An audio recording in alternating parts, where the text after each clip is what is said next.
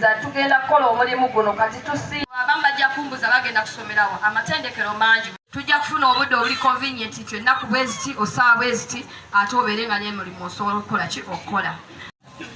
bajja kujja batusomeseza gye tukola ki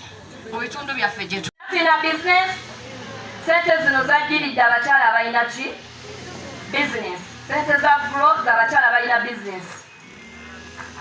abatalina business bagambye nabo batandise bateekerateekera mu maaso keeyo nabo bagenda balowoozaako mu ngeri ey'enjawulo mutubire mu ngalo hajjati Aisha Kasolo yatusuubiza nti n'abatalina nabo bajja kutandika okubateekerateekerayo naye ng'olwaleero eziriyo z'abakyala balina business batalina business banayo gira olindamu naye beerawo osome kirungi ndabye nga buli omwali wali alina business si weewaawo kakati mbadde mbasaba bw'oba olina business ekira kye tulina okwongeramu olina okubeera n'akawunti olina okuba n'akawunti mu bbanka kubanga banka zino etaano bw'olaba tolinamu akawunti tojja kufuna ssente zino ate bizinesi yo emirundi egisinga erina okuba nga emanyikiddwa wakirika layisinsi tulabye abamu abalina layisinsi maama ndooza bazze dda n'abatalina ku layisinsi mu bizinesi ezimu kati ng'abasaluuni tolina bw'ojja kakasa mbegayi gye banaye teryajja kuwola miliyoni 2 nga takumanyi teryajja kuwola 10 nga takukola ki takumanyi nsaba tugezeeko okuteeka mu nkola ebintu ebyetaagisa bw'oba olina bizinesi yo tandika ogiteekateeka bulungi batugambye olwayo bw'oba olina layisinsi ng'olina n'akawunti basobola okukola ki okuwola naye ebyo sente nyingi z'ojja osabanga ddala mutuufu tezijja kugendera awo ezityo mu linnya lyo muteeketeeke bizinesi muwandiise bizinesi sasula layisinsi ofune obuyambi obw'enjawulo twagala kulaba nga tuddamu tugenda kukola emisomo egy'enjawulo tuyite ab'emisolo bonna nga bo olunaku lwabwe tusobole okumanya emisolo ki gye tulina okusasula kubanga nako okusomozebwa kw'amaanyi olwaleero abakyala bangi bameka basasula URM wandike ku mikono bannange baabo be banaawa project banaawa grant naffe nga mwetuli abakyala abagezi be baliwa mwena nesimye okubatigirira n'abagezi beereere nange nno ndi mugezi sejjaamu kakati abakyala abagezi ogenda kukola proposal yo ekwata ku project gy'ogenda okukola naye ng'erina impact eri abakyala ate erina okuba nga eri sustainable ng'ejja kubaawo emyaka ati project yo ne bweriggwa eya grow bw'ojja sigala ogenda mu maaso okukwasiza ku bakyala okubakulaakulanya okubajja mu mbeera gye babaddemu batwala ku level ki endala katandika okuyiiya obwongo mu kyonna ky'okola otandika okulowooza kiki kyenyinza okugatta ku bakyala okulaba nga bakulaakulana emyaka nga 3 mu maaso nga gwokiyimiriddemu ne bw'ovaawo ne kisigala nga kikola ki nga kitambula sente zo bajja zikuteeramu tozaayo kitegeeza olina kiwa obudde abakyala tutuule kino ky'omu tosobola kukikola bw'omu nga ggwe baako be weebuuzaako olina okukola nga proposal yo ng'eri eye-catching ng'eneekwata ku mitima gy'abakola ki nga ddala erabika eriyo baateetaaga kozesa na bwongo bungi abakyala bakola emirimu egikolebwa ennyo abaami tulinayo emirimu gye twalekera abaami era nga bo sente ezo bazirya bokka mirimu kibaani abagimanyi egyo bali kulooni yokka ontegedde akatenyo ke balina kootazaayo bakebakuwa obuwi ke kali ng'osasulidde mu budde emyezi 6 egikola ki egisooka oba omwaka omulamba bw'oba osabye emyaka 2 oba osabye omwaka gumu emyezi egyo 6 bw'osasula bulungi ng'osasulya mu budde bakwayo ka bonasi aka 5% akalinga ka grant sobuli tozaayo naye eno grant ndala eriyo grant gye bagenda otuwa gye batugambye naye etandikira ku miliyoni 5 paka miliyoni 2 eyo tozaayo engalo zempulidde oba temukobifaayo eriyo sente ezitali zakuzaayo naye zino z'abakyala abagezi bokka abagezi muwandike ku mikono abakyala kuba ekyamazima abakyala bakozi ate bw'osomesa omukyala oba osomeseza eggwanga twetaaga emisomo egy'enjawulo mututeerewo ne ruumu nti yiiyo eyo yo buli Monday oba Tuesday DFCU esomesa abakyala bali mu business omukyala atendekebwe bulungi kubanga abakyala abakozi ate bamanyi okulemerako era beewadde era kyobola ati bazze mu bungi okulaba nga bayigirizibwa okulaba nga bafuganyirwa mu nteekateeka eno 1% kati omukyala bwawulya ka 0.1 ka 1% tamanyi agenda okugattamu okukubisaamu ennaku 3 mu 6 mu mmeka eziri mwaka mu 5 nga ge magoba gazza abayinoledde ne looni basingana osobole okufuna paka w'olinda eyo kubanga buli wobeera omugagga buli kimu kikutambulira bulungi n'anoonya akalulu tajja kubanga akumenya ajja kusanga ng'olinawo. Mwebale nnyo, mwebalire ddala. N'agamba tukole endagaano nti wano ntunze onguzizzaawo n'amaliriza oba ssente azikuwasoose zitwalawa essente ne zigaana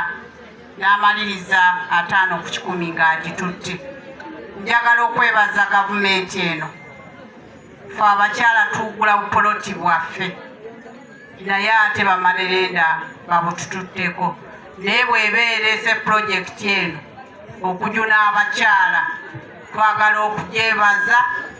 era ewa abakyala ssente ate bongere basobole okuva mu bantu ababamenya emitima. Ebyatuuka ku National ID omukyala abyogedde wano eno muzisingayo babawe ssente.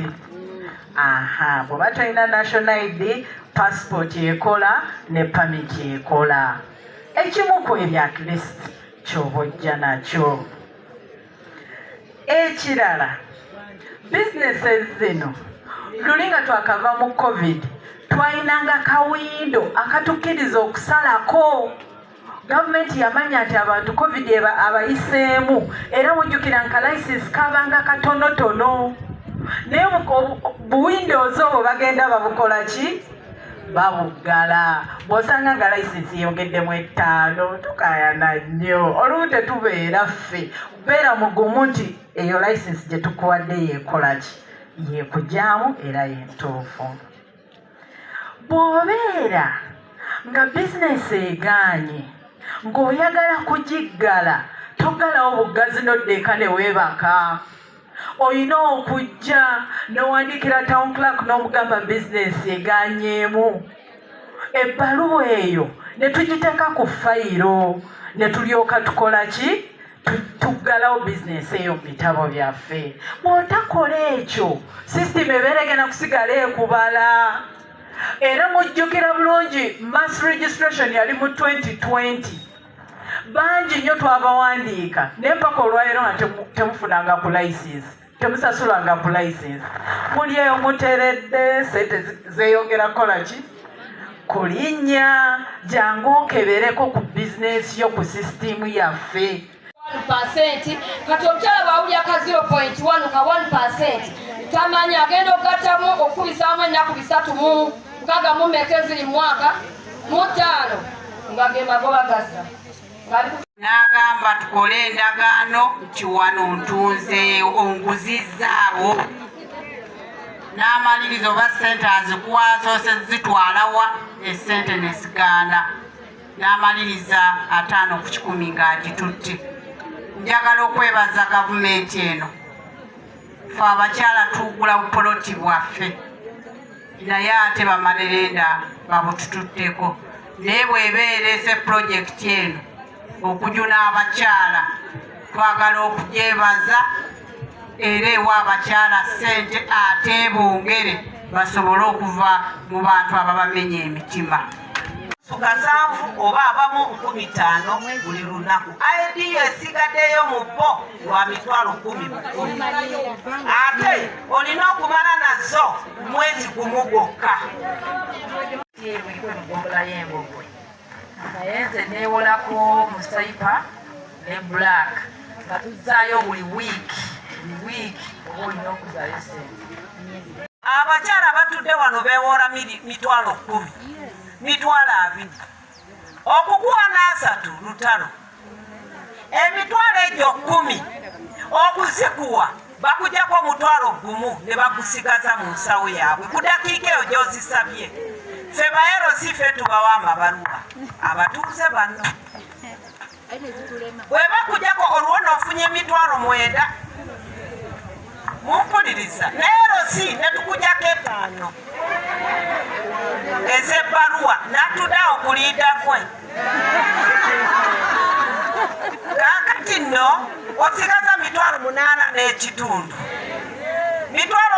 n'ekitundu ogenda kusuubula nsawo y'ennyaanya ekisero bakiyita kisero kasero bakatula 6,000 kuliko transpoti tosigaza wadde sente z'amata ez'awaka ez'abaana kyokka osuubudde ate oyagala okutunda akuteekako magoba omukyala agenda okutunuulira sente ezo z'afunye ate okusasula sente ezo ku mitwalo egyo 10 oteekako mitwalo emeka kungulu 2 gye mitwalo 12 kyokka eddala baazikugyeko n'olabira ddala omukyala wa Uganda abonaabona from day 1 kubanga sente ziddira bo tekuliko ne kaseevinyi wadde 10 wadde olw'ataano kale kyekikulu kiri nti omukyala wa Uganda abonyeebonye okuva ku lunaku olusooka gavumenti ya Uganda tuginye nnyo bwe bayita okukujjuna kyekyo 5 naye bye nali nkozesezza okufuna 5 nagenda okubalamu nga nze business woman nali nkozesezza emitwalo 10 n'ekyo 15 kaakati ate bagenda okumpa bampaanamu 5 ng'alina okwongeramu amagoba gaabwe ga mitwalo 10 naye bwe baazimpa nga leero twabala ennaku 30 nga nina okuba nga nsasudde omulundi ogusooka era nga mulinamu ekibiina kya mugofu olwo nno tubanguwa era omukyalo nakyogeddeko when marriages are stable ebirala byonna bijja kugoberera naye ate tetuganye wadde waliwo ebisumbuwa tugezeeko okuba ab'emirembe buli wobeera omukyala eyeetaba mu ntalo gwego ba hiring of ma abalala bino byonna tubeera tumala budde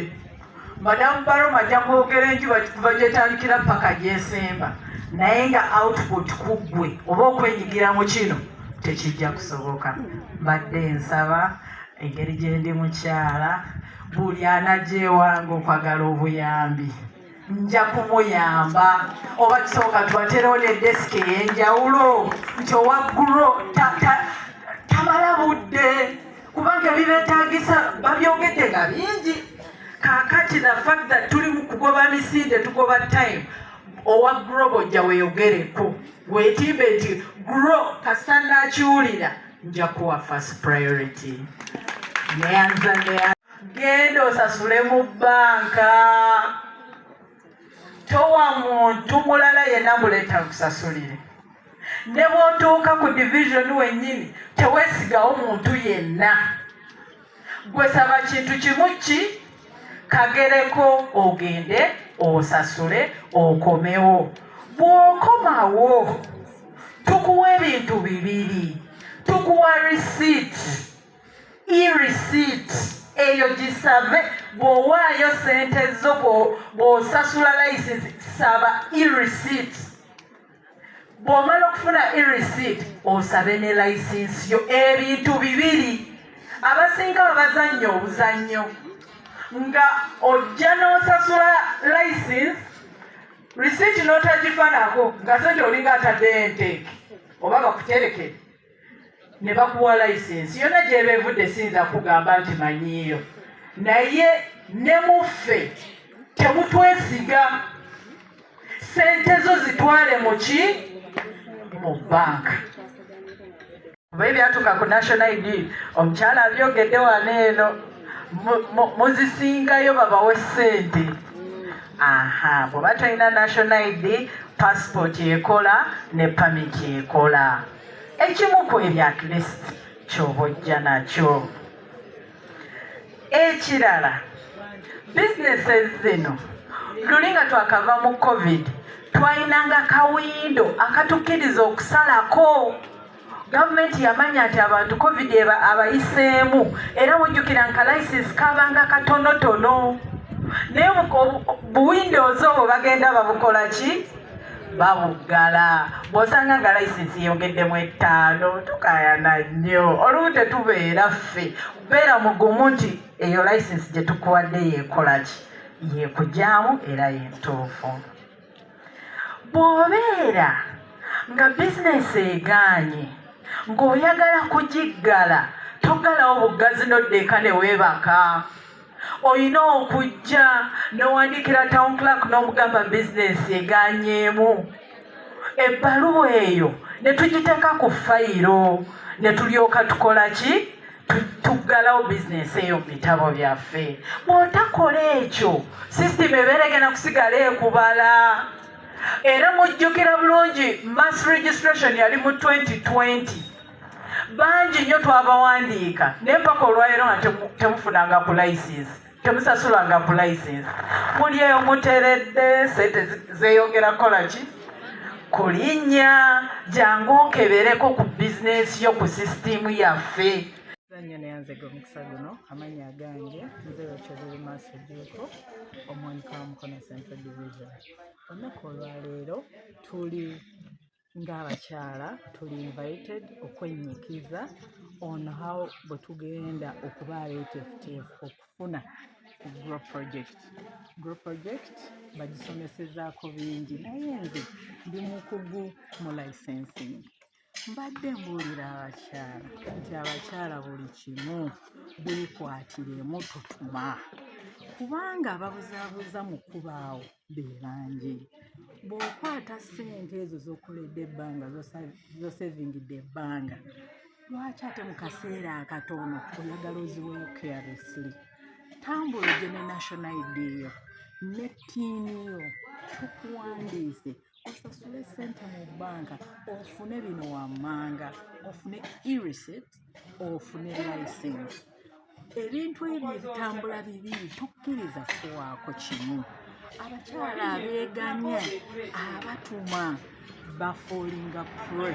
ne bababba ne babawabya layisinsi bwe bakoledde ku NASA. Naye nkukakasa nti ezo ssente za gavumenti z'ozaliramu. Bwe tukusanga osibira mu kkomera, that is government money. Jangu okole ekituufu. Abo abalimbalimba ate babeera okuva eno mu kkubo ne ku ofiisi zaffe osobola obbasanga kuba naffe olumu tetubamanya. Naye jangu otuukire ofiisi entuufu tukuwe priority ng'omukyala owandiise bizinesi yo ofune layisinsi yo tugisabire n'omukisa otuuke othrivinge the best. Zino nga kwongera mu bizinesi zaffe kwekulaakulanya. Nsaba sooka weetegereze. Ekirala bwe tuvaako ekyo ekya sikiri ene ng'okola ki ogyejjuliza. Mumpulidde atasobola twabaterawo wano desi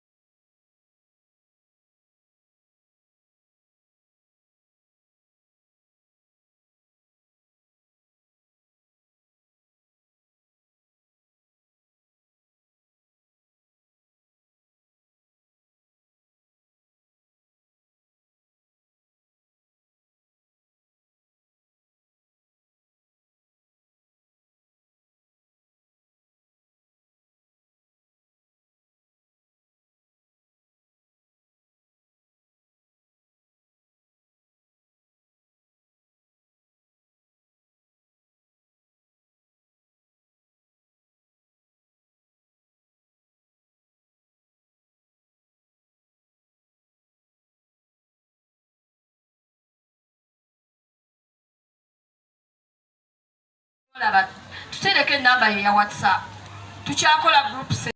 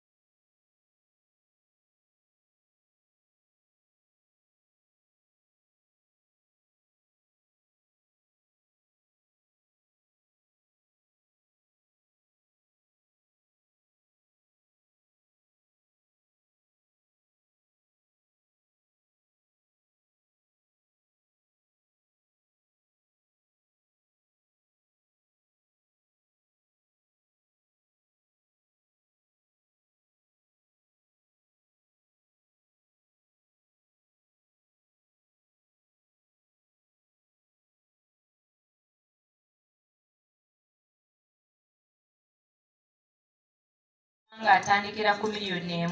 paka wagulu kweyongerayo tetulina limit naye yawansi esemberayo ddala erina okuba miliyoni meka 1 ekisookerwako lyerinnya era nayo tujja ddikebera nti ku register tulinayo omulala alikozesa oba nedda bwebanga ye Ruth Construction Services Limited tujja kkebera bwe tuba nga tulinayo omuntu ku register nga yali wandiise erinnya lyo tokkirizibwa ddikozesa era ekisinga amakulu mu kuwandiisa nti erinnya ly'okozesa liwandiise libeere liryo omulala talisanga n'alikola ki n'alitwala oba n'alikozesa bw'oba ng'omaze okuwandiisa omuntu omulala n'atwala erinnya lyo n'alikozesa eyo eba forgery era osobola omutwala mu kooti ne bakola ki n'akusasula ssente okukozesa erinnya lyo so step 1 era tujja kukebera linnya lya kampani gavumenti nga funding yazze okuyamba ffe abakyala naye ng'eyambye abakyala abali mu bizinesi so grow yazze kuyamba mukyala ali mu bizinesi si mukyala afuna omusaala omukyala olina okukakasa mbu oli mu bizinesi ng'olina ebiwandiiko ebiraga mu bizinesi yo ababyogeddeko saagala biddamu kubeerako license kubeerako n'okuregisteringa nga Joan bwatuyigiriza naye byonna biba bitulaga mu bizinesi eno yaffe sente za grow tezaaze kutandika bizinesi sente za grow zaaze kuyamba mukyala ali mu bizinesi okumusitula okumutya ku ddaala erimu okumuteeka ku ddaala eddala nti mu bizinesi tulinamu amadaala ga njawulo tulina be tuyita SME micro ono musuubuzi oba alina bizinesi naye ddaala lya wansiko tumuyita micro kati oyo wa micro tuba twagala tumusitulemu abeere small tulina gye tuyita SME small kati oyo naye tulina ne gye bayita SME medium kati owa small naye tuba twagala tumusitule atuuke ku medium ensonga lwaki sente zino zazze ate sente zino zazze ffe ng'abakyala tubadde tukola bizinesi naye nga